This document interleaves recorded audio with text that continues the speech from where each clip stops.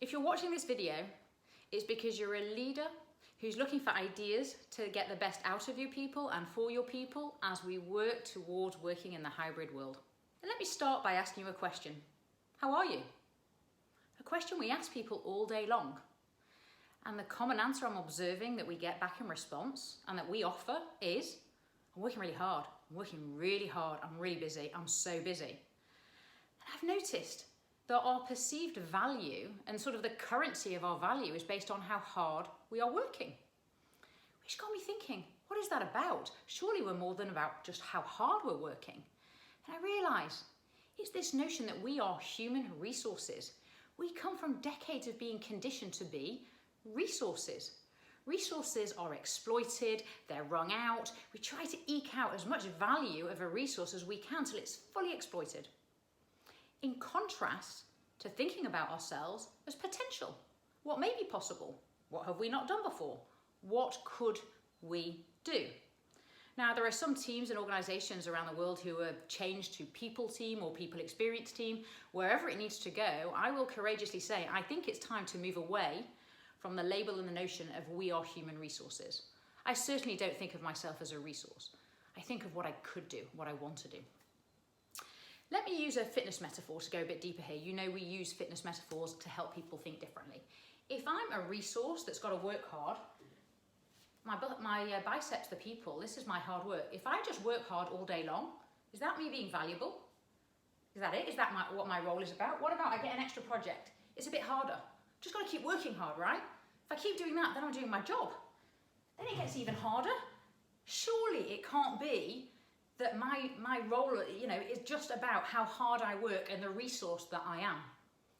I'd like to offer a suggestion, which is that we think differently. In fitness training, we don't just keep pounding it to see what might happen. We mix up frequency, intensity, load, and why? Because we want to build power. We want to build strength. We want new outputs. And I think that's what we need for our organisations as we move into the hybrid world. New strengths, new power, new potential, and new outputs. So I'd like to offer 5 strategies, really practical things that we can do as leaders to help us build our people power, the muscle in our organisations for new outputs. The first, in our efforts to change mindsets and culture, we need to change the conversation and language. So instead of, it's your job to do X, Y, and Z, you change to, it's your role to contribute to our strategy. Instead of, how hard are you working? Well done for working hard. You change to, how productive are you being and how do you feel about it? Instead of, are you hitting targets? You switch to, what are you making happen and what are you learning in the process? What can you do to change the conversation with your people to help shift mindsets and behaviours to being focused on what they could contribute and how empowered they would be to do exactly that? Strategy number 2, play to strengths.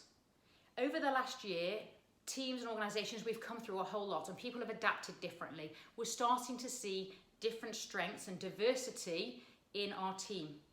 We're doing a lot of work at the moment helping people identify strengths, have open conversations about those, build trust, cohesion and new ways of working that really complements the team so that output can be different, that output can be more purposeful to the future world. Number 3, ask people for their opinions. In a piece of work we're doing at the moment, one individual who's participating in virtual collaboration workshops that were put together to identify new ways of working said in 14 years she's been in that organisation, she's never been asked for her opinion. We as leaders don't have to have all the answers and all the ideas. In fact, if we can empower our people to contribute their ideas, they will feel a stronger sense of ownership to build towards new outputs, to build new strength. Strategy number 4, switch between manager and coach. It's all too easy because we know how to do roles and we know what outputs we want to tell people what to do. As we work to a new world and acknowledge new ways of working are important, that we need to adapt, we need to switch into coach more. Instead of giving an instruction, switch to, what do you think? What could be possible here? What would you like to try to help us solve this problem? Change mindsets, cultures, and behaviours. And finally, strategy number 5. We must, as leaders, facilitate time for reflection. Everyone's gone through an awful lot. We've learned a lot and we have achieved a lot, even if it doesn't always feel that way. We in our team, we do reflections every Friday on achievements, learnings, and what we want to do next.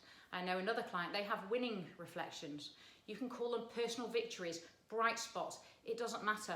But building in time for people to think and appreciate what is working and where they want to go next is all about contribution and growth. Let's move away from task and job focus. Let's move towards role and contribution. Let's shift cultures. Let's build power and output and strength in our people collectively. Our corporate performance will grow, our people performance will grow, and morale will grow. If you need help, just get in touch and I'll see you soon.